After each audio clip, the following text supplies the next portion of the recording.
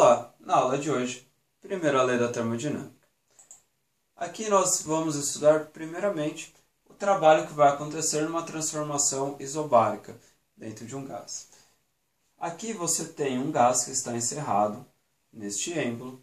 Este êmbolo pode subir e descer livremente, como você tem em uma seringa, e que eu vou fornecer calor para esse gás. Fornecendo calor para esse gás, olha só o que aconteceu. A temperatura aumentou e o volume aumentou.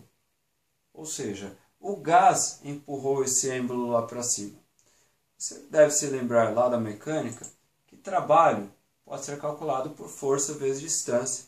Tem o cosseno de um ângulo aí que não vai entrar no mérito, porque aqui o cosseno é igual a 1. Então, trabalho força vezes distância. Só que você deve se recordar que pressão é força sobre área. Então, eu posso trocar a força por pressão vezes área.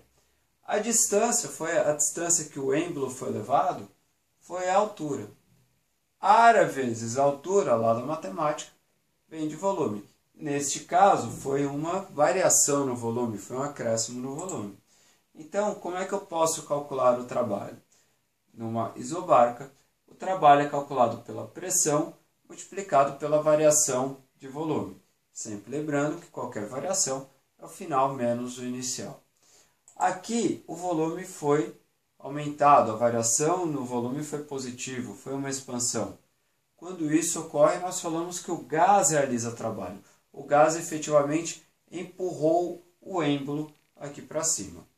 Só que você também pode diminuir o volume de um gás. Você pega uma bexiga, por exemplo, de aniversário e você aperta, você comprime.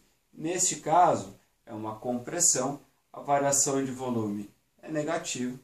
Se isso daqui é negativo, quer dizer que o trabalho também é negativo. Então, nós falamos que ao invés do gás realizar o trabalho, o gás sofre trabalho, porque é um agente externo que está fazendo esse trabalho. Nós podemos calcular o trabalho através de um diagrama pressão por volume. Aqui eu coloquei alguns pontos e eu vou colocar uma curva qualquer aí, uma curva bem esquisita. Como que você vai calcular o trabalho se você tiver um gráfico de pressão e volume? O cálculo é através da área. Se você calcular a área, você tem o trabalho. Logicamente, na sua prova, no seu vestibular, não vai cair uma área dessa. Vai cair uma forma geométrica a qual você consiga calcular, ou existem até alguns exercícios que vão te falar: a área abaixo do gráfico vale numericamente x. Você tem que saber que esta área vale numericamente o valor do trabalho. Muita atenção, porque em alguns casos o gráfico que te dá de volume por temperatura, ele pode te dar outros gráficos. Para você fazer a área, o gráfico tem que ser de pressão por volume. Fique atento a isso. Agora vamos efetivamente à primeira lei. Eu vou repetir a primeira animação, onde eu estou fornecendo calor. Se ele aumentou o volume, ele realizou trabalho. E aqui ele aqueceu também. Então o gás recebe calor. E o que ele faz com esse calor? Uma parte, ele realiza o trabalho, e a outra parte, ocorreu um aumento de temperatura. Mas você fala que a agitação das moléculas está relacionada à temperatura. Sim, mas a agitação das moléculas está relacionada com a energia cinética, que é a energia do movimento. Então, se houve um acréscimo na temperatura, houve um acréscimo na velocidade das moléculas, então houve um acréscimo da energia cinética. A gente já vai falar alguma coisinha sobre isso. Então, qual é a primeira lei da termodinâmica? A quantidade de calor que você fornece é igual ao trabalho mais um ΔU. O que é esse ΔU? Variação da energia interna.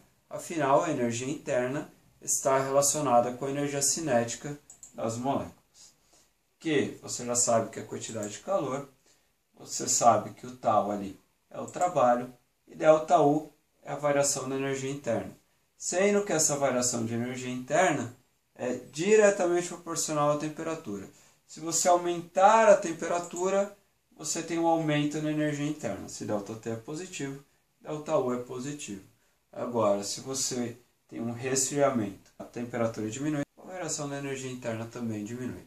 Sempre lembrando que temperatura sempre na escala Kelvin. Agora nós vamos ver uma transformação do tipo isotérmica. Uma transformação do tipo isotérmica a gente já viu lá atrás, que é realizada a temperatura constante. Eu vou fornecer calor. Só que essa transformação ela é feita bem lenta. Para quê?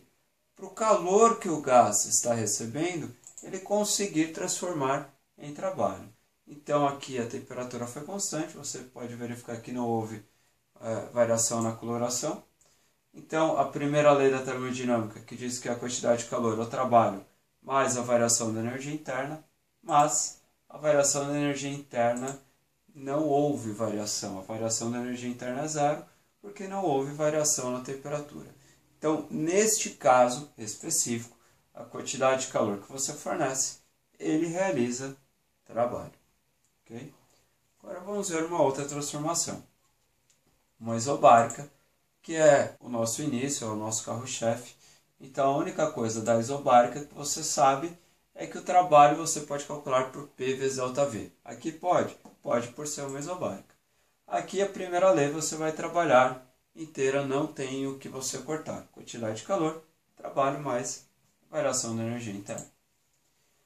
Se for uma isocórica, quer dizer que o volume é constante. Então, se você fornece calor, ele não vai realizar trabalho. Se ele não realiza trabalho, quer dizer que o volume não varia. Okay? Volume e trabalho estão diretamente relacionados. Então, se você pegar a primeira lei da termodinâmica e não houver variação no volume, quer dizer que o trabalho é zero. Se o trabalho é zero, toda a quantidade de calor que foi fornecida, ela é transformada em energia interna e o gás vai aquecer. Transformação adiabática. A transformação adiabática é uma transformação extremamente rápida. É uma transformação onde não dá tempo de trocar calor com o ambiente. Então aqui você pode verificar que comprimiu rápido, o gás esquentou. Expandiu rápido, o gás esfriou. Aqui você pode ter expansões ou compressões muito rápidas, de modo que não haja trocas de calor com o ambiente. Então é o seguinte, você tem que a quantidade de calor, o trabalho mais ΔU. Se ela foi rápida e não houve troca de calor com o ambiente, quer dizer que o Q é igual a zero. Ou seja, ΔU e trabalho, esses dois têm sinais opostos. De primeira lei, por enquanto é isso que nós iremos ver. No próximo momento iremos trabalhar máquinas térmicas, máquina de calor e refrigeradores. Até lá.